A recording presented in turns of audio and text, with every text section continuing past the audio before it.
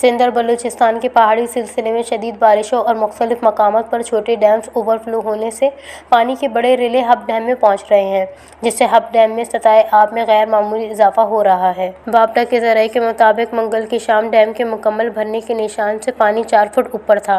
रात 12 बजे hub dam का लेवल 343 फीट की सतह से तजावुज़ कर गया था। हब डैम मुकम्मल भरने के बाद सतह आब 339 फीट होने पर डैम के स्पिल वेज से पानी का इखराज शुरू हो गया था। डैम में पानी की सतह के गैर मामूली इजाफे से स्पिल वेज से पानी का भारी इखराज हो रहा है।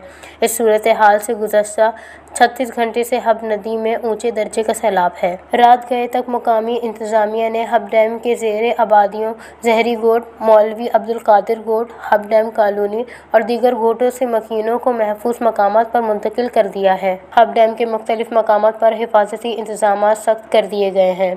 पुलिस, लेविस और दीगर सिक्योरिटी एहलकारों की इजाफी नफरी तैनात कर दी गई है। वश न्यूज़, हब।